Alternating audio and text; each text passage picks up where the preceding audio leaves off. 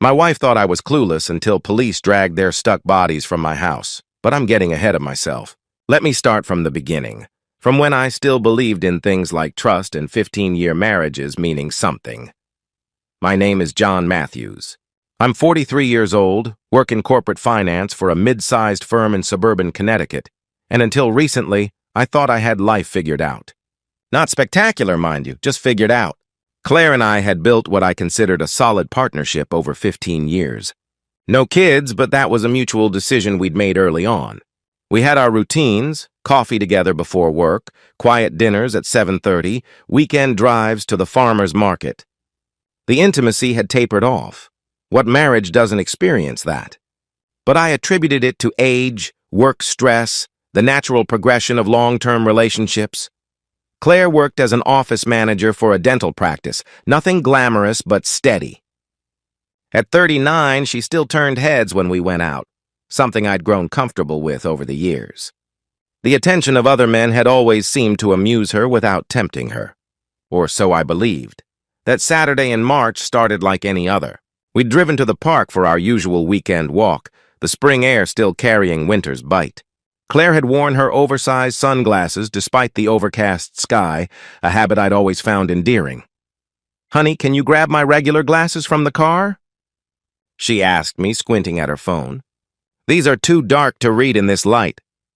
I jogged back to her Lexus, whistling some forgotten tune. Her purse sat on the passenger seat, but I knew she kept a spare pair in the glove compartment. As I reached for it, my hand knocked something under the passenger seat. Curious, I bent down and felt around until my fingers closed on a small bottle, personal lubricant, KY Intense, the kind specifically designed for enhancement. I stood there in the parking lot, holding this bottle like it was a live grenade. My mind ran through a catalog of explanations, each more pathetic than the last. Maybe she bought it for us? But we hadn't been intimate in 3 months. Maybe it was old? The receipt tucked under the bottle was dated 2 weeks ago. The bottle had been deliberately hidden, pushed far under the seat behind the floor mat rail. This wasn't something that had rolled out of a shopping bag. This was concealment. "Did you find them?" Claire's voice carried across the parking lot. I shoved the bottle back where I'd found it, grabbed her glasses from the glove compartment, and walked back with what I hoped was a normal expression. My face felt like a mask that might crack if I smiled too wide. "Here you go," I said, handing her the glasses. She swapped them out, looked at me, and her brow furrowed slightly. "You okay?" "You look pale," she observed. "Just winded from the jog," I lied. "Not as young as I used to be." She laughed, a light tinkling sound that I'd loved for 15 years. Now it sounded different. Practiced. Performance.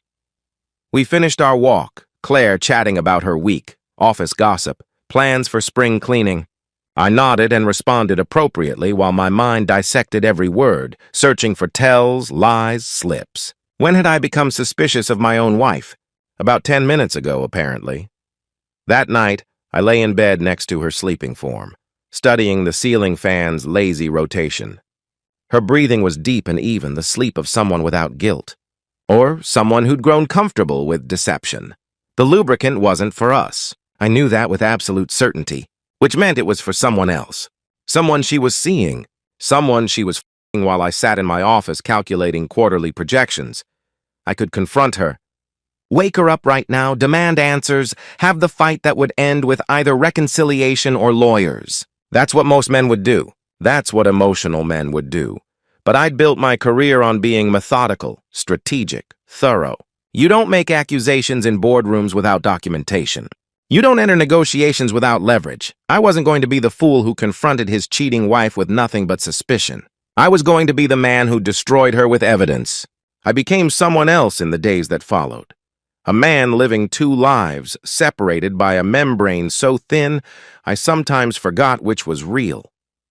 By day, I was John Matthews, devoted husband, bringing Claire coffee in bed, asking about her day, maintaining our routines with suffocating normalcy. By night, I was something else entirely, calculating, methodical, preparing for war with the patience of a sniper. Monday morning, Claire left for work with her usual kiss on my cheek. The moment her car turned the corner, I was in motion.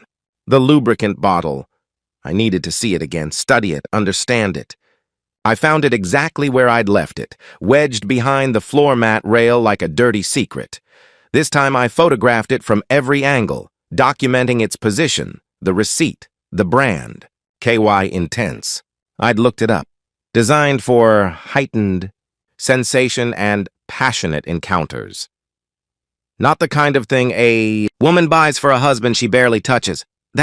When the idea struck me, I drove to 3 different stores to avoid suspicion, purchasing supplies with cash, superglue, the industrial kind used for automotive repairs, a small syringe from a hobby shop, latex gloves from a pharmacy. I felt like a criminal preparing for a heist, except I was planning something far more personal. Back home, I worked with surgical precision.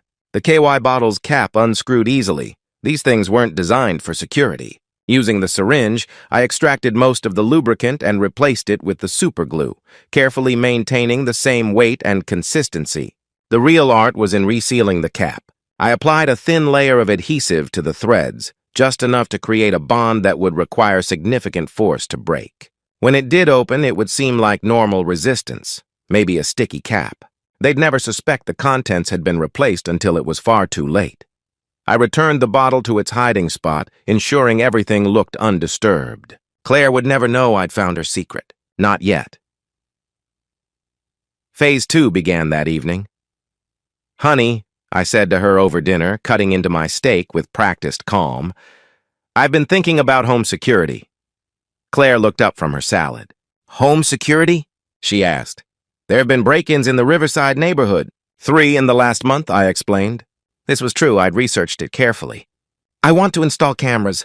Nothing invasive, just enough to keep us safe." She shrugged. "If it makes you feel better," she replied. "You know I don't pay attention to that tech stuff." Perfect. Her disinterest in technology would be her downfall. I spent the next 3 days installing a state-of-the-art system. Hidden cameras in smoke detectors, motion sensors that looked like air fresheners, even one disguised as a phone charger in our bedroom.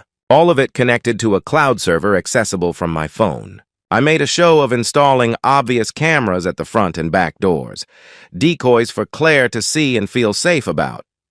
"You're so thorough," she commented, watching me adjust the front door camera. "I love how you take care of us." Us. The word tasted like ash. My preparations extended beyond surveillance.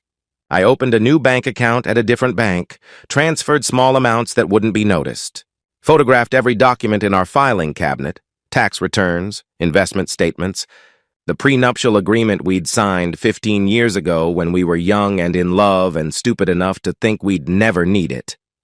The prenup had been her father's idea, actually. He'd insisted, wanting to protect his daughter's future inheritance. The irony was delicious.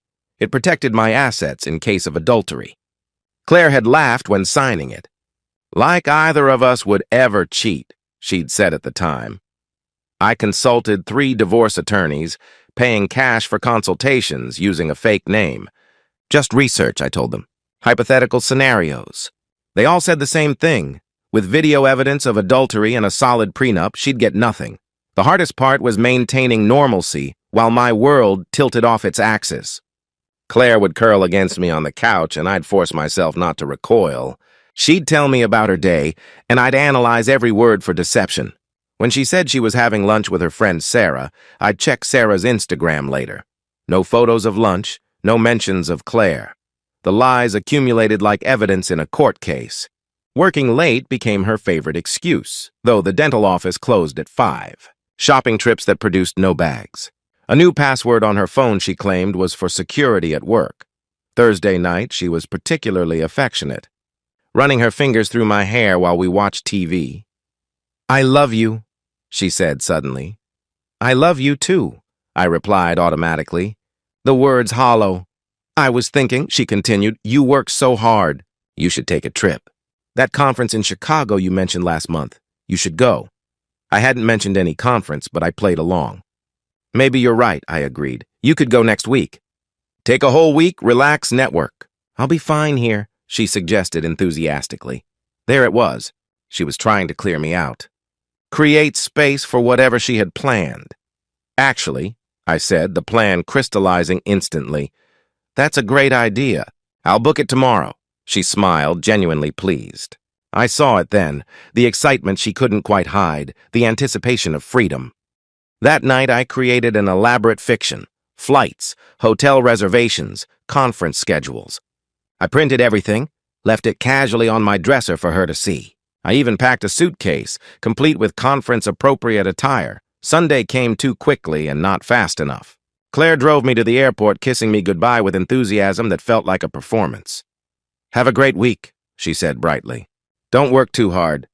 "I'll miss you," I told her, meaning it in a way she'd never understand. I would miss the woman I thought I'd married, the life I thought we'd built.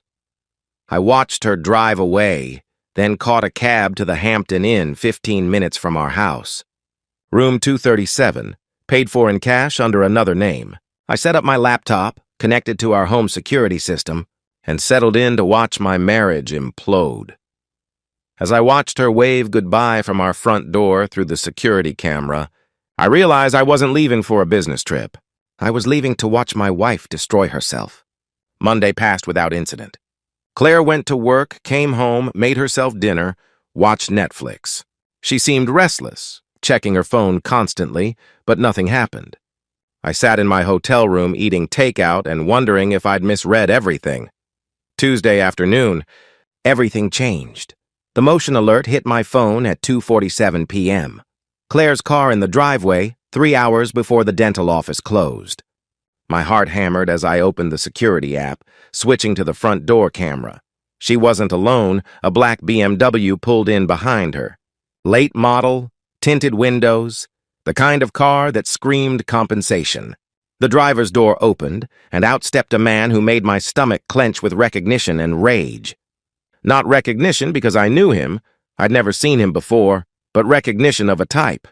Tall, maybe 6'2", dark hair styled with product. The kind of build that came from gym selfies and protein shakes. 35 at most, wearing a tight polo that showed off arms Claire would find irresistible. He walked to our front door, my front door, with the confidence of someone who'd done this before. I switched to the living room camera as they entered. The familiarity between them was immediate, practiced. He didn't look around with curiosity like a first-time visitor. He knew where to hang his jacket, which way the kitchen was. This wasn't new.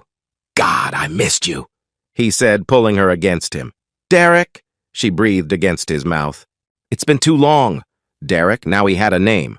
I screenshot everything, recorded everything. My hands steady despite the rage building in my chest. They kissed like teenagers, hungry and graceless. His hands were all over her, and she was laughing. That genuine, throaty laugh I hadn't heard in years. When was the last time she'd laughed like that with me? "Want some wine?" she offered. "Later," he replied, already pulling her toward the hallway. "I've been thinking about you all week." They moved past the camera's range, but I knew where they were going. Not our bedroom. Even Claire had that much decency, apparently. The guest room camera activated, and I forced myself to watch. Evidence. I needed evidence. They were on each other immediately, clothes disappearing with practiced efficiency. No awkwardness, no hesitation. They'd choreographed this dance many times before. How many times had she done this while I was at work? How many times in our house, in our bed? I watched Derek reach for Claire's purse. She must have told him where she kept it. He pulled out the bottle of lubricant and my pulse quickened. This was it. "Jesus, this cap is stuck," he muttered, twisting hard. "Just pull it," she said impatiently. Already naked and waiting, he yanked harder. I could see his forearms straining, the kind of effort that would definitely break my seal. There was an audible pop as it gave way. What happened next was both horrible and perfectly justified. They'd applied it liberally. Too caught up in passion to notice the unusual consistency, the slightly different smell.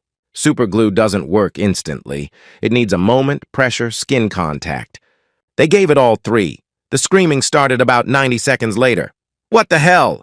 Derek shouted, his voice high with panic. Oh God, something's wrong!" Claire was crying out, her voice shrill with pain and terror. I watched them realize what was happening, the horror dawning as they tried to separate and couldn't. Derek attempted to pull away, causing Claire to scream louder. They were stuck in the most intimate, humiliating way possible.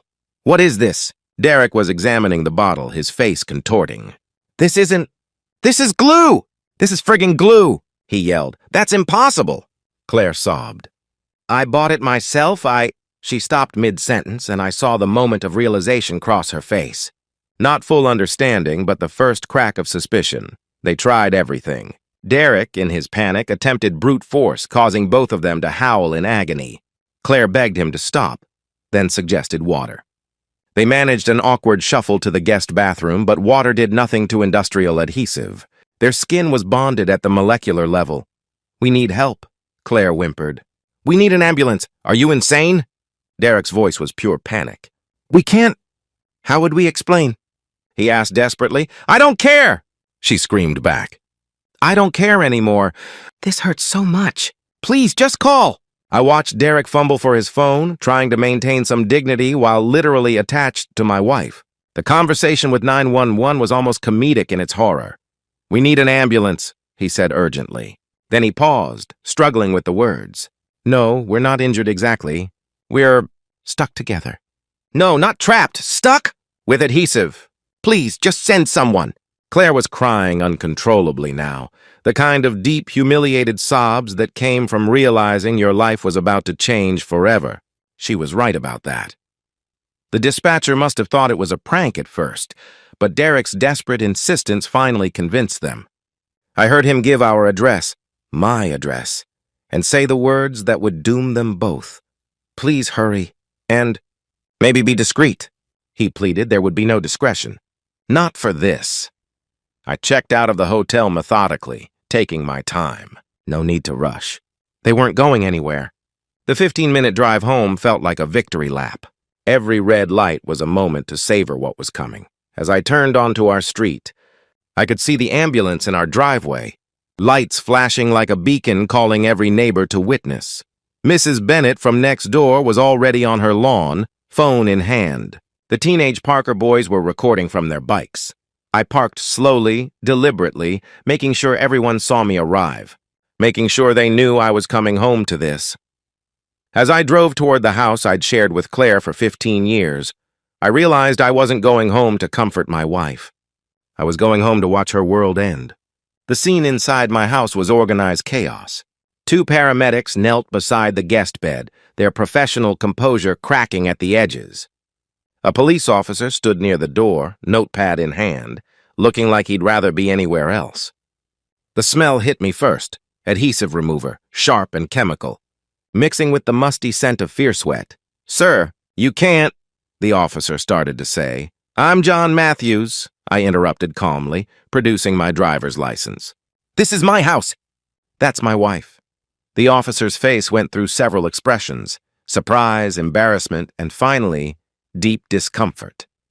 Mr. Matthews, there's been an incident, he said awkwardly. So I see, I replied, stepping past him. The guest bedroom door was open. What I saw there was better than anything I'd imagined. Claire and Derek were covered, barely by medical sheets, but their predicament was obvious. The paramedics had managed to separate some of their skin using chemical solvents, but the most intimate areas remained bonded. Claire's face was red and swollen from crying, mascara streaking down her cheeks in black rivers. Derek wouldn't look at anyone, his jaw clenched so tight I could see the muscles jumping. I pulled out my phone and started recording. Sir, you can't... One of the paramedics began to protest. Insurance documentation, I said smoothly. I'll need evidence for the claim. Claire's eyes found mine through her tears, and I watched her face transform. Horror, understanding, and finally, naked fear. John, she whispered. Oh God, John, I can explain. No need. I cut her off, keeping the camera steady. The situation rather explains itself. Derek finally looked up and our eyes met. This was the man who'd been in my house, in my bed, inside my wife. This younger, stronger, more handsome man who thought he could take what was mine without consequence. Listen, man, he started, his voice strained. We didn't know. Someone switched the rage I'd kept carefully contained for a week erupted. I crossed the room in 2 strides and drove my fist into his jaw with 15 years of suppressed fury.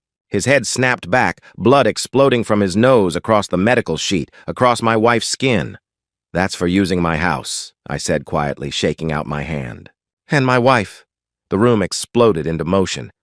The paramedics rushed to separate us while the officer stepped between Derek and me. Claire was screaming, not from pain this time, but from the realization that her world was collapsing. "Do you want to press charges?" The officer asked Derek, who was holding his bleeding nose. "Against him?" Derek spat blood. "He attacked me!" he protested angrily. "You're trespassing in his house," the officer pointed out. "With his wife. I'd say you got off easy." I turned to the officer. "Am I free to document this for insurance purposes?" I asked. He shrugged. "It's your house," he confirmed. I continued filming, capturing everything. The medical equipment, the chemical bottles, the blood on the sheets, Claire trying to cover herself while still attached to her lover. Derek's face, now swelling beautifully. "We need to transport them," one paramedic announced. "They'll need surgical separation at the hospital." "Together?" I asked innocently. "In the same ambulance?" "We don't have a choice," the paramedic replied, clearly wishing he'd called in sick today. As they prepared Claire and Derek for transport, a process that involved a specially modified gurney and a lot of awkward positioning, I followed them out. The crowd outside had grown. Half the neighborhood was there, phones out, recording everything. Mrs. Bennett looked scandalized and delighted. The Parker boys were live streaming. Claire saw them all, and fresh tears streamed down her face. "Please," she begged the paramedics, "can't you cover us more?" But there was no covering this.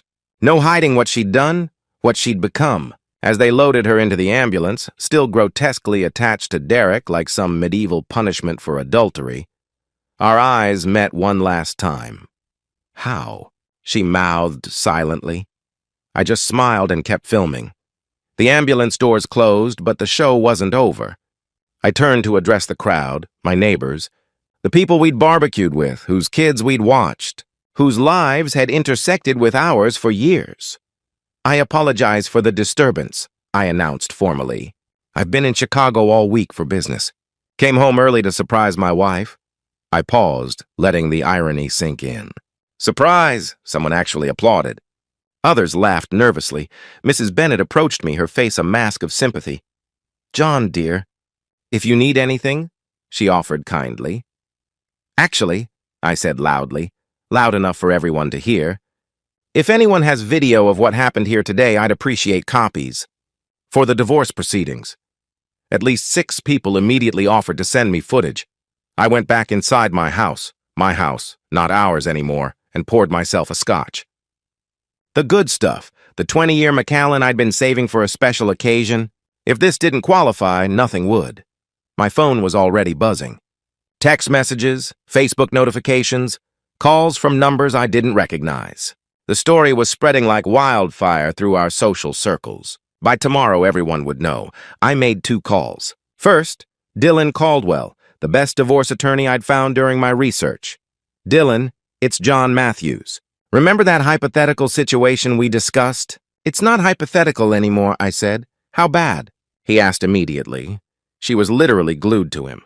"The paramedics just took them away, still attached," I explained. There was silence then. "I'll clear my schedule." "Can you come in tomorrow?" he asked. 9 a.m., I suggested. "Bring everything. Videos, photos, financial documents, everything," he instructed. The second call was to my office. "Jim, it's John. I need to extend my time off," I said. "Family emergency," I added. He expressed concern, and I continued. "Yes, Claire and I are separating." After his sympathetic response, I said, "I appreciate that. Another week should do it. Thanks for understanding." I sat in my living room, in the house I'd worked 15 years to pay for, and felt something I hadn't expected. Peace. Not happiness, not yet, but peace. The waiting was over.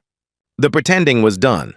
Tomorrow I'd begin the process of taking apart Claire's life piece by piece, legally and thoroughly. As I watched my wife disappear into that ambulance, still attached to her lover like some twisted warning to other cheaters, I realized my real work was just beginning. Dylan Caldwell's office occupied the top floor of a glass building overlooking downtown Hartford. Expensive art, leather furniture, the kind of place that whispered, "You can't afford me," to most visitors. But I could afford him, and more importantly, I could afford to destroy Claire properly. Dylan watched the footage on my phone with the expression of a man witnessing a miracle.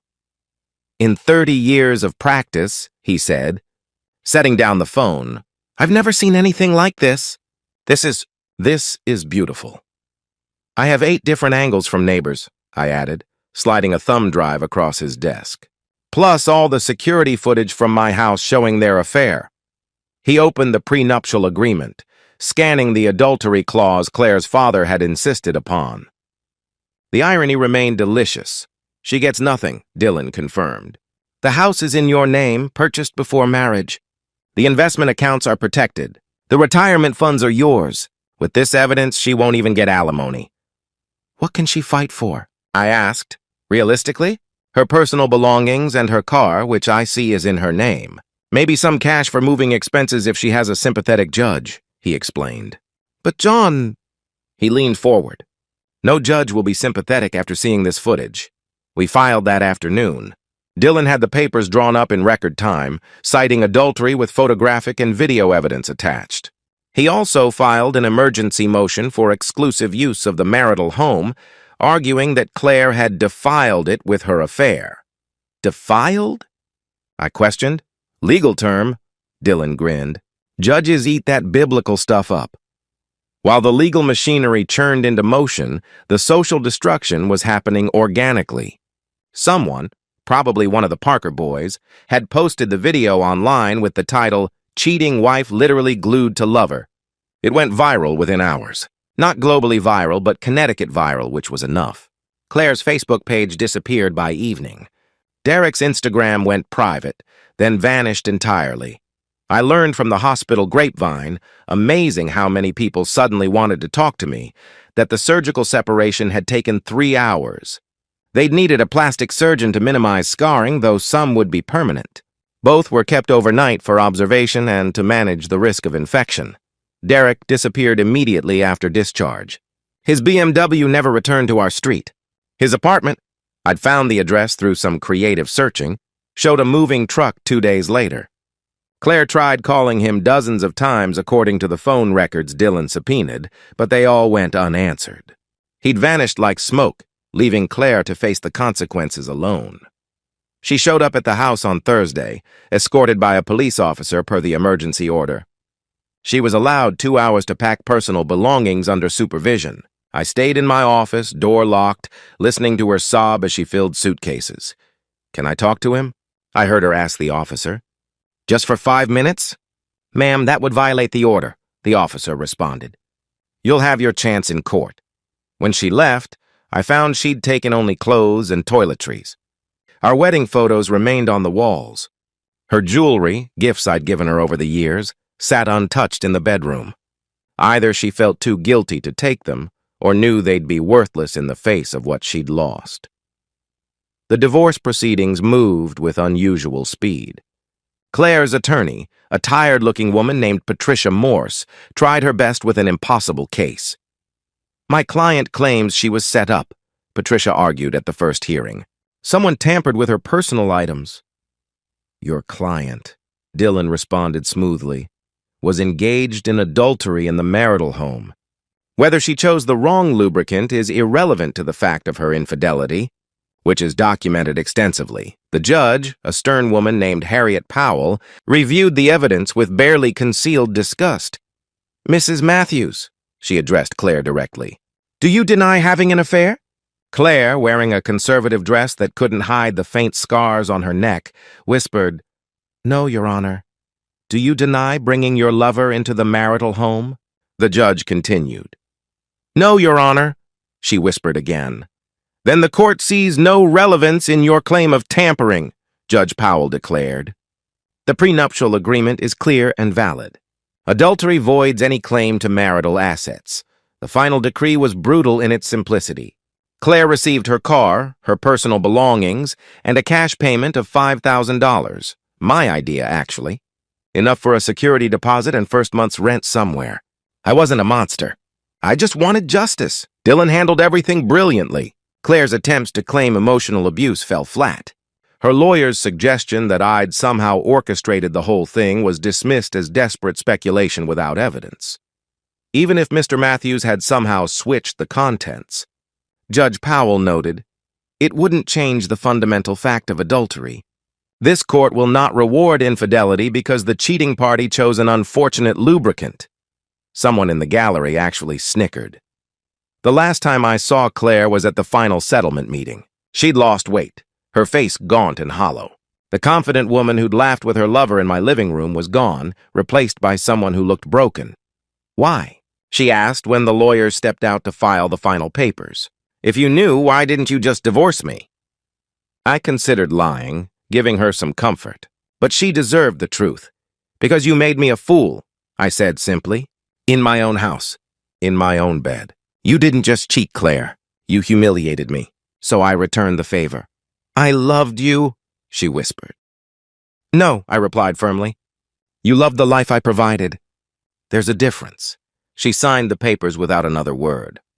Later, I learned through the suburban gossip network that she'd moved 2 towns away, found a job as a receptionist at a medical clinic.